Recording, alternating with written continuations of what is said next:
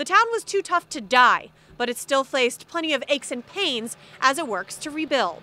While this isn't our first bout with winter thus far, it is certainly having the biggest impact in Siouxland so far. I mean, what a way to start the work week. For most people, getting closed in the jail cell is the problem, but for Thurston County, Nebraska, their actual jail is the real problem. Floodwaters haven't just left homeowners looking for a new place to live, they've displaced wildlife as well. That's why a group of Siouxlanders is helping them get back on their feet. Here at Siouxland Ethanol, every day about 160,000 gallons of ethanol is produced, leaving behind about 450 tons of what's called distiller's grain. But due to new FDA regulations, soon that may not be able to be used as feed. Speed trailers like this one have reduced speeding on the area in city limits of I-29 by 98.7% since 2011.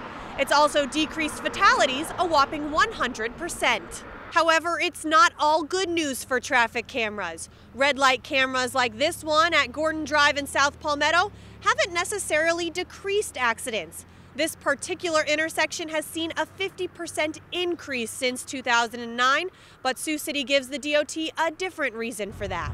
Coming up tonight at 10, I will have more from the ceremony today, including speakers like Iowa Governor Terry Branstad.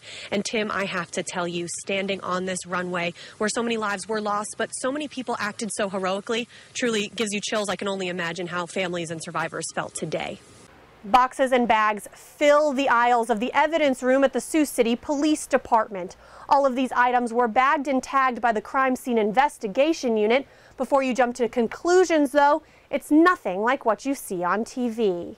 Tightening screws, polishing rims, and adjusting seats. The family and friends of George Frank Brinkerhoff gathered Wednesday evening to do what Frank loved most, fixing bikes for those in need.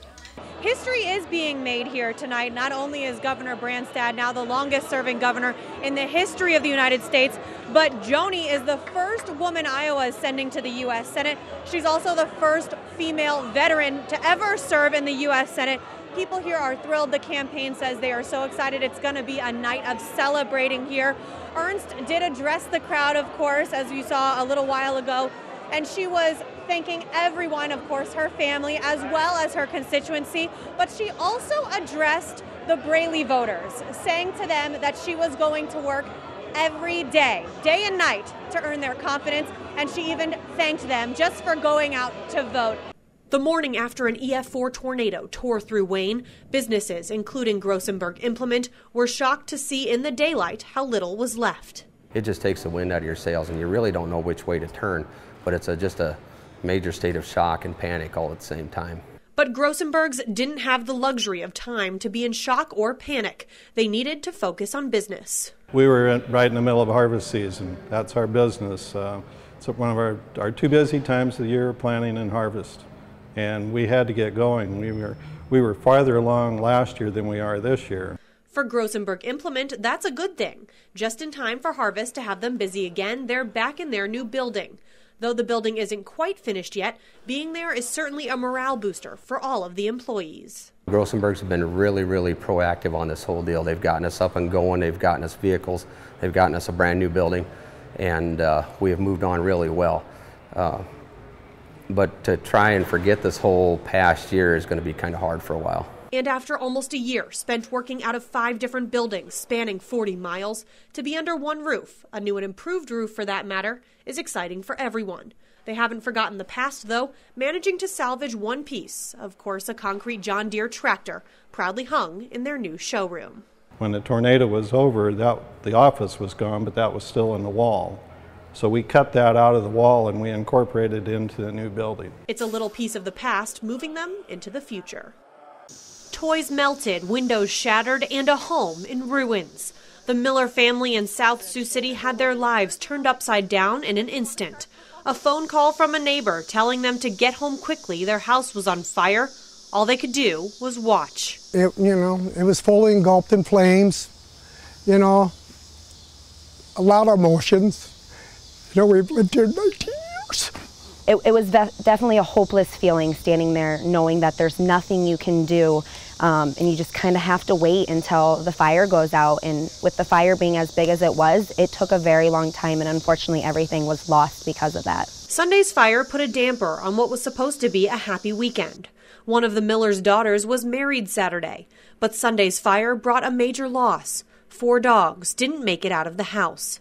But the Millers know it could have been much worse, especially for the 5 people living there. It could have been smoldering for days, you know. We're lucky that we wasn't in the house, you know, sleeping and stuff, and it could have caused that. Or my wife was doing daycare with all the kids here, you know. It would have been really bad. The Millers in-home daycare will be closed while they look for a rental. In the meantime, the family is in need of everything. A Facebook page has been created to help update the public about donations and upcoming fundraisers. Our parents are very hardworking people. They hate to ask for anything, so this is a very difficult time for them. They've always been ones that have wanted to give, and never really ones to ask for anything. To the community, neighbors, and even strangers who have stepped up to help, the Miller family could only say thank you.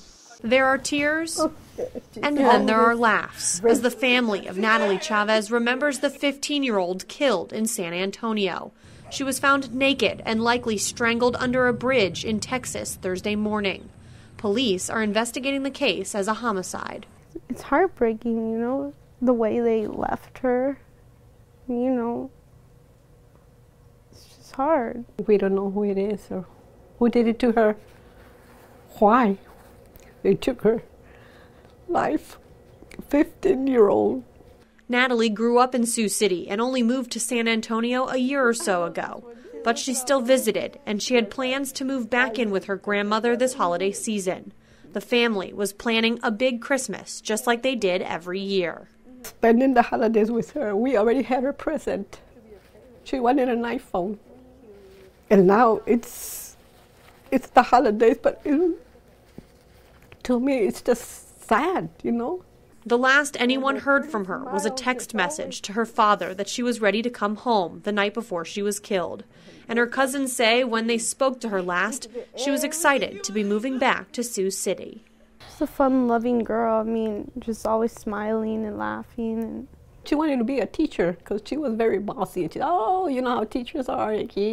So my granddaughter, they always played together, you know, and my grandkids, and all my kids are crying for her because who's going to teach us now? And those memories are bringing them at least some comfort during this most difficult of times. A harsh reminder that the worst can happen any day on the job.